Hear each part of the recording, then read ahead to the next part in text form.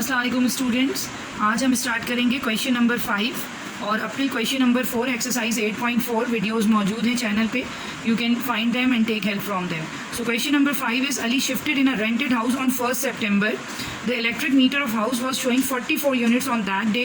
If the average electricity consumed is 18 units per day. We need to represent the situation through linear equation. अच्छा, अब यहाँ पे देखिएगा कि एक घर में ये शिफ्ट हो रहा है अली ऑन 1st September को, तो और एवरेज इलेक्ट्रिसिटी जो एक दिन में he is consuming is 18 units per day और ऑलरेडी उसके मीटर में 44 यूनिट्स शो हो रहे हैं. ठीक है, अब यहाँ पे हमें दो वेरिएबल्स नज़र आ रहे हैं. एक तो है नंबर ऑफ़ डेज़ और एक है total consumption of electricity per day. ठीक है, तो इन दो वेरिएबल्स को हम लेट करेंगे एक्स और Y. And now let's go to solve the question further. Okay now, तो हमने डिस्कस किया कि x जो है हमारे पास एक वेरिएबल हम लेंगे that to be the number of days and y को हम लेट कर लेते हैं to be the total consumption of electricity. ठीक है, सो फर्स्ट पार्ट इसके अंदर क्या कह रहे हैं कि represent the situation through linear equation. So y यानी consumption of electricity per day will be 18 units. जो एवरेज उन्होंने दिया हुआ है कि एक दिन में 18 यूनिट्स कंज्यूम हो रहे हैं मल्टीप्लाई बाय x यानी number of days. 18 units in one day and जितने भी डेज पे वो खर्च करेगा इलेक्ट्रिसिटी तो 18 will be multiplied with that. And remember that उसमें दिया हुआ है सवाल में कि 44 यूनिट्स ऑलरेडी उसके मीटर पे शो हो रहे थे. इसका मतलब कि ये हमारे पास जितना भी कंजम्पशन चलेगी उसमें ये पीछे के 44 units will be added. So this is part number 1, the representation of the situation in a linear equation. Then part number 2 में they are asking that how many units are consume till 30th September.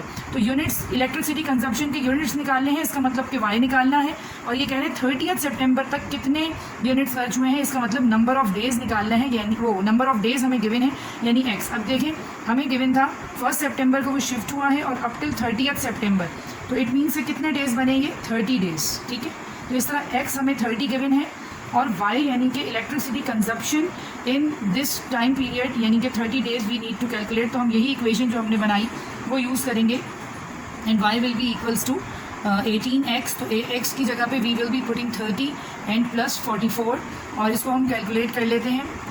3 8 24 and 3 1 3 4 5 and plus 44, तो ये बन जाएगा 584 units in 30 days Ali has consumed. ठीक है, अब हम आएंगे पार्ट नंबर 3 के ऊपर. जी अब देखिए पार्ट नंबर 3 में they are saying what will be the bill after 1 month at ₹20 per unit. So 1 month का टाइम पीरियड दे रहे हैं and 1 month will contain 30 days. तो इसका मतलब कि ये हमें क्या गिवन है, एक्स गिवन है. ठीक है, और नंबर ऑफ़ यूनिट्स 1 month में कितने खर्च हुए हैं ये हमने ऑलरेडी यहाँ पे सेकंड पार्ट में कैलकुलेट किया है, that is 584 units in 30 days. ये हमें मालूम है from part number 2. Now they are saying कि बिल अमाउंट कितना बनेगा, बिल कितना बनेगा एट ₹20 पर यूनिट के हिसाब से. यानी अगर एक यूनिट 20 रुपीज़ का है तो टोटल बिल कितना बनेगा फॉर 584 यूनिट्स. तो 584 यूनिट्स कंज्यूम हुए हैं और 20 रुपीज़ का एक यूनिट है, तो इसको मल्टीप्लाई करवा लेते हैं. 2 4 8, 2 8 16 and 2 5 10 and 1 11.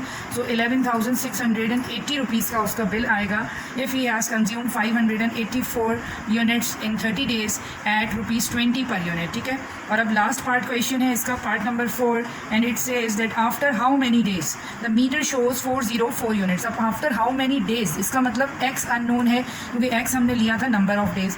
Metre shows 404 units, तो यूनिट्स जो हैं नंबर ऑफ़ यूनिट्स हमने लेट किया हुआ है वाई को, that shows the electricity consumption in units per day की. तो वाई हमें दिया हुआ है 404 यूनिट्स और नंबर ऑफ़ डेज निकालने हैं. तो again the same equation will work for us. Y is equals to 18x plus 44 and Y is given to us as 44. 18 will remain same, X unknown है, 44 इधर आ जाएगा तो 404 माइनस 44 और 18 यहाँ पे मल्टीप्लाई हो रहा है, इधर आकर हो जाएगा ये डिवाइड. ठीक है, तो ये हमारे पास बन जाएगा 404 minus 44 and divided by 18 that is 20. So it means कि in 20 days the units will be 404. The units are 404. ठीक है,